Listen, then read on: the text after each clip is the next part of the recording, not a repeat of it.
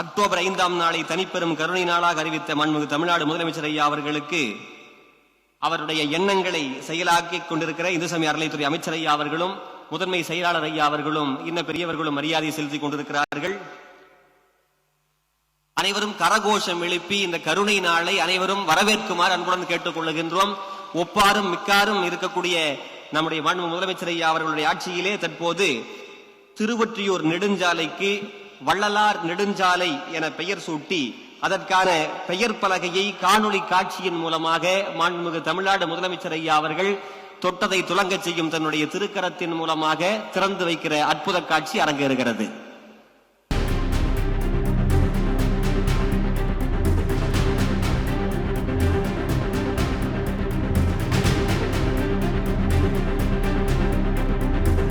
பயன்பெற்ற பயனாளிகள் சார்பாக ஒரு சன்மார்க்கி நன்றி தெரிவிக்கின்றார்.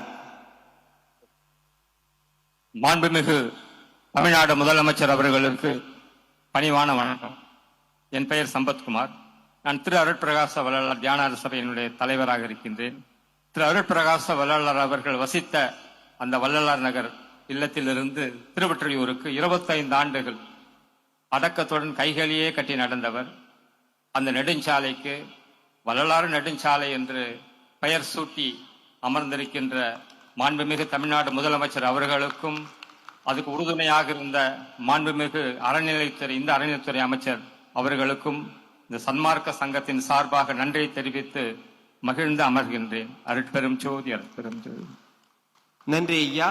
தொடர்ந்து வள்ளற்பெருமான் அவர்கள் அமைக்க விரும்பிய 8 சாலைகளையும் ஒட்டுமொத்தமாக சேர்த்து வடலூரிலே வள்ளலார் சர்வதேச மையத்தில் முடிவுற்ற கட்டுமான பணிகளை காணொளி காட்சியின் மூலமாக மாண்புமிகு தமிழ்நாடு முதலமைச்சர் ஐயா அவர்கள் திருக்கரத்தின் மூலமாக தொடங்கி வைக்கிறார்கள்.